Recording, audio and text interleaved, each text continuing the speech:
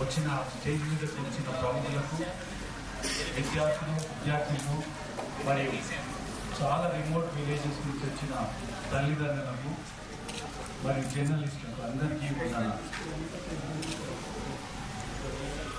చాలా చిన్న వయసులోనే విద్యాకుమార్ గారు 3000 మంది డాక్టర్లను ఇప్పటికే తయారు చేసి మనము అతని విద్యాకుమార్ గారిని చప్పట్లతో అభినందించాలని నేను కోరుతాను. అమెరికా ఎవరన్నా పోతున్నారు అని అంటే బీసీ సామాజిక వర్గము, ఎస్సీ ఎస్టీ సామాజిక వర్గము, మైనారిటీ నుంచి ఎవరు పోకపోతున్నారు. కేవలం అగ్రకులాల వల్లే అమెరికా, ఇంగ్లాండ్, ఆస్ట్రేలియా పోయి సెటిల్ అయిపోయింది. ఇక్కడ చదువుకొని డాక్టర్లు, ఇంజనీర్లు చదువుకొని అక్కడ పోయి ఆ వృత్తిలో ప్రవేశం చేసుకొని చాలా చాలా చాలా వాళ్ళ ఫ్యామిలీస్ ఉన్నతమైన శ్రేణిలో సెటిల్ అయ్యారు. మా జాతికి ఈ అవకాశం ఎప్పుడు వస్తుంది? ఇటువంటి పిల్లలు ఉన్నందుకు మన జాతుల వాళ్ళకి అందరికీ కూడా ఈ అవకాశం కల్పిస్తుంది. ఈరోజు అటెండర్ కొడుకులు, పోలీస్ కానిస్టేబుల్ కొడుకులు, మేస్త్రీ కొడుకులు కూడా అమెరికాలో చదువుకుంటున్నారు. మీ అందరికీ ఒక విషయం చెప్తున్నా, నా జీవితంలో జరిగిన సంఘటనతో మీకు ఎక్స్ప్లెయిన్ చేస్తున్నా. ఎవరమైతే ఇక్కడ నుంచి దూర ప్రాంతాలకు పోయి చదువుకుంటామో వాళ్ళ డెవలప్మెంట్ అవకాశాలు చాలా ఎక్కువ ఉంటాయి. దానికి మెయిన్ రీజన్ ఏంటంటే మనము కజకిస్తానో లేకపోతే ఢిల్లీయో లేకపోతే ఇంకో దేశానికి పోయి చదువుకుంటే మనకు వేరే పనులు ఏమీ ఉండవు.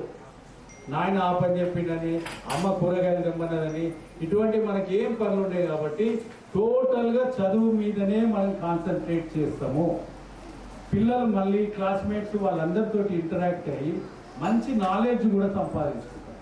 కాబట్టి దీంట్లో మీరేమి కూడా వెనకాడకుండా కాస్పెయిన్ యూనివర్సిటీలో ఎవరెవరికైతే అడ్మిషన్ వస్తుందో మీరందరూ అక్కడ పోయి చదువుకొని మంచి డాక్టర్గా అయ్యి ఆ తర్వాత ఇక్కడ ఇండియన్ సొసైటీకి పనిచేస్తారని నేను ఆశిస్తా ఉన్నాను. ఇంకొక విషయం ఏంటంటే ఇటువంటి విద్యాకుమార్ లాంటి వాళ్ళు మా నియోజకవర్గంలో ఆయన ఆఫీస్ ఉండడం, అందులో ఎందరో మంది డాక్టర్లను తయారు చేయడం అభినందనీయం. నాకు కూడా గౌరవంగా ఉంటుంది. మన ఏరియా నుంచి డాక్టర్లు చాలా మంది పాస్ అవుతున్నారని.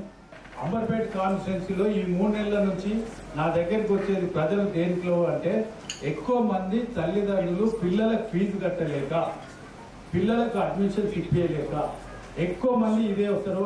కనీసం రోజుకు 100 మంది అన్న పిల్లలకు చదివించాలని ఆప్యాయతోటి, ఆత్రంతోటి నా దగ్గరికి వచ్చి స్కూల్లో ఫోన్ చేసి సార్ కన్ఫ్యూషన్ కావాలి సార్, మా దగ్గర అన్ని డబ్బులు లేవు సార్ అని అంటే ఆ ప్రాబ్లమ్స్ తోటే ఈ 3 నెలల నుంచి ఎక్కువ మంది వస్తారు.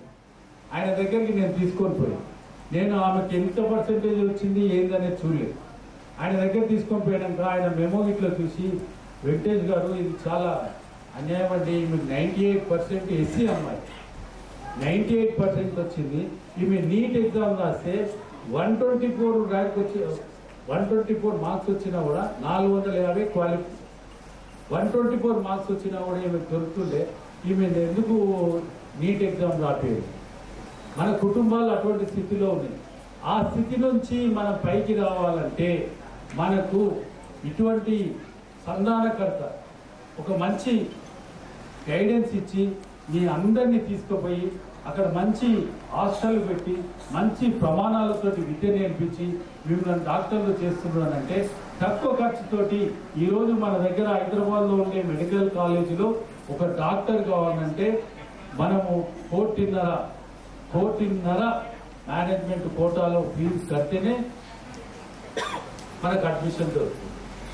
అటువంటిది మీకు మొత్తం 5 సంవత్సరాలలో అతి తక్కువ ఖర్చుతోటి డాక్టర్లు తయారవుతున్నందుకు మీ అందరికీ కూడా నేను అభినందిస్తున్నాను.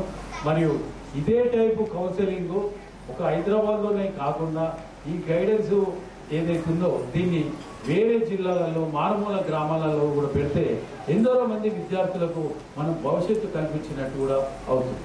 నేను విద్యార్థులకు మాత్రం ఒకటి చెప్తున్నాను, మీరు కాస్పెయిన్ యూనివర్సిటీ కానీ మంచిగా చదువుకొని మంచి ప్రమాణాలతో చదువుకుంటే ఈరోజు ఉండే కాంపిటేటివ్ వరల్డ్లో మనం బతకగలుగుతాం. ఇటువంటి మంచి ఆపర్చునిటీ ఇచ్చినందుకు నేను శివకుమార్ గారికి, వాళ్ళ మేనేజ్మెంట్కు అందరికీ ధన్యవాదాలు తెలుపుతూ, మన ఈ స్టేజ్ మీద ఉన్న పెద్దలు, గౌరవనీయులు అందరికీ కూడా మరొకసారి నిమ్రతో